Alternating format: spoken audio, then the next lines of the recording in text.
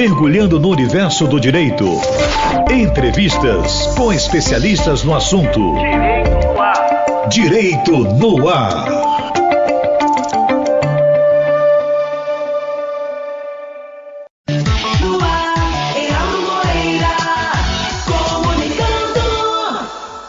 Meus amigos e minhas amigas do Direito no Ar, esta é a nossa edição de número 4, gravada para exibição em 5 de maio de 2024, domingo. A nossa proposta é trazer informações relevantes para você, especialmente quanto aos seus direitos e concursos públicos na área jurídica. E começamos o programa de hoje respondendo a uma dúvida muito comum. O que deve vir especificado no contra-cheque do trabalhador? A entrevista desta semana aborda a especificação de parcelas da remuneração no contra-cheque, também conhecido como olerite. O recibo deve incluir o valor do salário bruto, descontos, benefícios e horas trabalhadas. A juíza Teixeira Ranás, titular da 11ª Vara do Trabalho de Goiânia, em Goiás, e coordenadora do Centro Judiciário de Métodos Consensuais de Solução de Conflitos, o SEJUSC, da capital goiana, fala sobre o assunto para os colegas da Rádio TST, do Tribunal Superior do Trabalho. Vamos conferir? Eu estou com a juíza titular da 11ª Vara do Trabalho de Goiânia e coordenadora do SEJUSC Goiânia, Narayana Ranás. Seja muito bem-vinda, juíza. Obrigada, Samanta, e obrigada à Rádio do TST pela oportunidade de estar aqui. É uma honra para mim. Juíza, o que é salário complessivo? Salário complessivo, ele refere-se a uma prática considerada ilícita no direito do trabalho, na qual o empregador paga ao empregado o seu salário de uma maneira global. Ele não discrimina os valores, o que impede a transparência e a fiscalização dos direitos trabalhistas do empregado. Quais informações devem constar no contra-cheque? O contra-cheque é o documento por excelência da comprovação do pagamento dos salários. Esse documento ele deve constar os dados da empresa, nome, CNPJ, endereço, a razão social da empresa, os dados do empregado, o nome completo, o PIS, a função que ele ocupa, o seu CPF, o salário base do empregado, se houver, porque tem empregados, por exemplo, que recebem só comissão. Por exemplo, o comissionista puro, ele não tem salário base, mas caso haja salário base, tem que constar. O número de dias trabalhados, adicionais se houver, a título de exemplo, horas extras, adicional noturno, adicional de periculosidade, adicional de insalubridade, as gratificações que esse empregado recebe, principalmente os descontos. Então, a gente pode ter descontos por adiantamentos, por atrasos, por faltas, descontos por contribuições previdenciária, INSS, FGTS ou sindical, porcentagem de desconto referente a vale transporte, descontos não obrigatórios, por exemplo, plano de saúde odontológico, seguro de vida, vale alimentação e o salário líquido com os descontos já aplicados.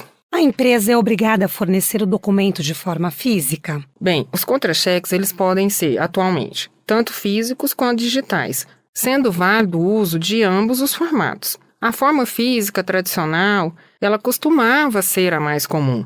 Entretanto, hoje em dia os empregadores estão optando cada vez mais por adotar contra-cheques digitais enviados ou por e-mail ou disponibilizados em plataformas e portais online da empresa. Essa prática de contra-cheque digital, além dela ser mais sustentável, ela facilita o acesso e o armazenamento de documentos. Mas o importante, como eu disse anteriormente, é que esse contra-cheque ele tem que ter todas as informações necessárias de forma clara e precisa.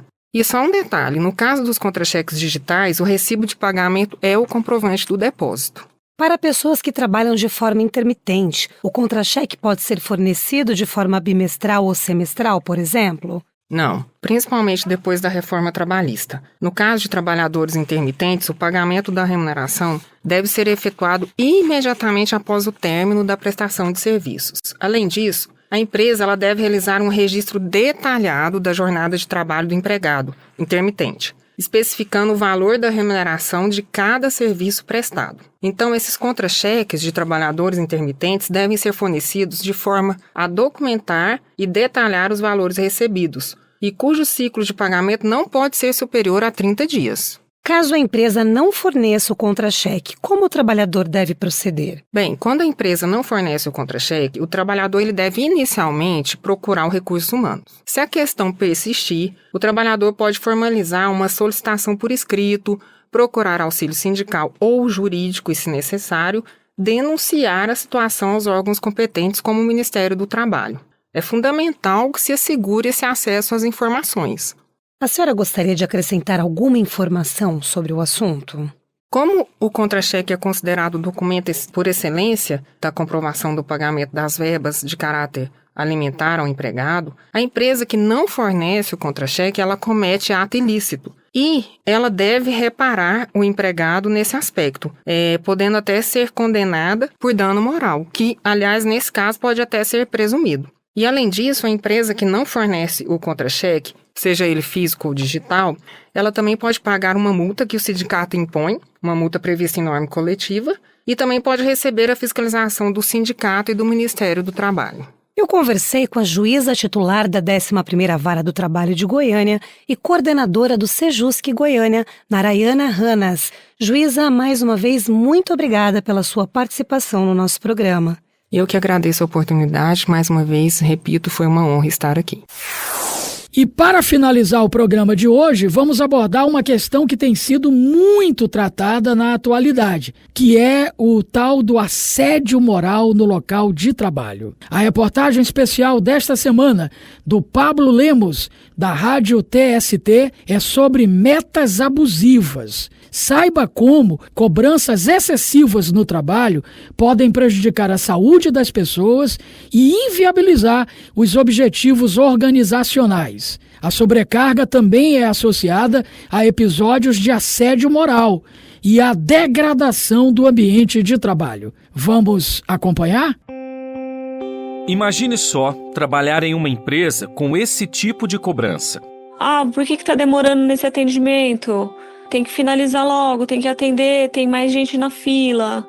Às vezes era um atendimento que você precisava ser mais... exigia um pouco mais de tempo, né? De prestar mais atenção nos detalhes. Ir no banheiro, que é um direito de você ir e vir e tal, a gente era cobrado disso, né? Não pode demorar porque isso está impactando na sua aderência. Você não pode ir lá fora beber uma água porque você está impactando na sua aderência. Esses relatos são da Alessandra Luz. Ela foi atendente de telemarketing em uma empresa terceirizada do ramo de cartões, que prestava serviços para um banco. A cobrança exagerada no trabalho afetou a saúde dela. Comecei a adoecer e ficar mal no sentido de... eu não conseguia dormir, eu não conseguia fazer as minhas coisas, eu já era uma outra pessoa. E aí foi onde eu percebi que a empresa estava me fazendo mal. O meu ambiente de trabalho estava me fazendo mal. A Alessandra entrou com um pedido de rescisão indireta do contrato na Justiça do Trabalho. Essa modalidade permite que o vínculo seja encerrado em caso de descumprimento da lei ou do contrato trabalhista pelo empregador. Hoje, a profissional está feliz em um novo emprego. Eu consegui. Hoje eu trabalho numa empresa que me faz bem. É uma empresa totalmente diferente, é um ambiente de trabalho totalmente diferente. Eu me sinto valorizada, mas é complicado. É bem difícil. A situação que eu passei não foi fácil. Para mim, acredito que para muita gente que trabalhou lá também. Na consolidação das leis do trabalho, não há limites específicos determinados para metas no serviço, mas a previsão expressa quanto a pagamentos por produtividade. No parágrafo 4º do artigo 457, a CLT considera como prêmios a serem pagos tudo o que for concedido pelo empregador em forma de bens, serviços ou valor em dinheiro, em razão de desempenho superior ao esperado. E é nesse último ponto que as cobranças abusivas podem ocorrer, até mesmo de forma oculta. A juíza substituta do Tribunal Regional do Trabalho da Terceira Região em Minas Gerais, Jéssica Martins, explica que nesses casos o empregado pode estar sendo vítima de assédio moral. Então, dando um exemplo também prático e que tem acontecido em alguns estabelecimentos, é a vinculação de folga-prêmio por doação para entidades filantrópicas ou para o pagamento do cliente via Pix. Né? É comum em farmácias, é comum em lojas de varejo, supermercado, estabelecer-se essa meta de pagamento ou por Pix ou doação, vinculando a uma folga. A depender da forma que isso é feito, pode gerar um constrangimento para o empregado e um constrangimento para o próprio cliente, porque você tem ali que implorar ao cliente para garantir essa folga sem oferecer nada em troca, né? Com certeza isso vai ser uma forma de assédio. E é muito sutil, porque a gente pensa, o que tem, né? A pessoa falar com o cliente para pagar via Pix, o que tem a pessoa pedir uma doação? Mas a questão está ali, nos meandros ali, naquele contexto, de forma muito oculta e muito sutil.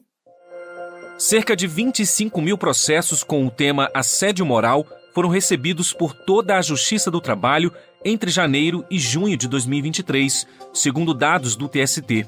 Em todo o ano passado, o Ministério Público do Trabalho somou 14.389 denúncias de assédio moral, além de aproximadamente 1.400 de assédio sexual. O índice é maior do que o triplo registrado no mesmo período de 2022 pelo MPT, com mais de 4.400 casos dos dois tipos de assédio. A juíza Jéssica Martins explica que, ao cometer práticas abusivas, o empregador pode ser responsabilizado judicialmente. O que ele não pode fazer? Aquilo que está lá no abuso de direito. Excede manifestamente os limites impostos pelo seu fim econômico ou social, pela boa-fé ou pelos bons costumes. Por isso que tem condenação para quando se obriga o empregado a condutas que são de ridiculação. Então, já houve condenação na Justiça do Trabalho, por exemplo, de empresa distribuidora de vendas que submeteu o empregado a carregar âncora de 20 quilos, cantar música desmoralizante, pendurar fantasma na mesa da equipe de vendas de pior resultado, segurar uma tartaruga, desfilar com objeto plástico na cabeça semelhante a um monte de fezes. Então, assim, existe algumas condutas que a gente vai aferir no caso prático que são caracterizadas como um abuso nessa cobrança das metas. A psicóloga do trabalho, Pabline Duarte, explica que cobranças exageradas e restrições abusivas podem levar a um estado de esgotamento profissional, conhecido como burnout. Dificilmente o profissional consegue perceber o risco que está correndo logo no início. Normalmente as pessoas percebem quando já estão em um processo de adoecimento, lidando com o sofrimento de alguns sintomas, sabe? Mas se ele conseguiu já perceber isso, o primeiro passo é a comunicação. Então, precisa conversar e explicar as dificuldades que tem percebido para os seus supervisores, para os gestores. Esse é um momento que pode ser discutido ali sobre o contexto de trabalho, sobre quais são os problemas, quais são as soluções que podem ser levantadas, o que é negociável de cada parte, né? Quais são os limites e o que pode ser negociado tanto da parte da empresa quanto da parte do trabalhador. Esse trabalhador também, ele conversando com seus colegas de trabalho, ele consegue identificar qual que é a percepção que os outros têm, se ele está sozinho, se as outras pessoas também têm essa percepção. Então, ele consegue identificar melhor como que ele se encaixa nesse contexto. Diante de situações no ambiente de trabalho que provoquem esgotamento físico, mental e emocional, é muito importante procurar ajuda e denunciar. Na Justiça, a cobrança abusiva de metas pode ensejar o pagamento de reparação por dano moral, entre outras consequências para o empregador. Então é isso. Até o próximo Direito no Ar. E muito grato pela sua audiência.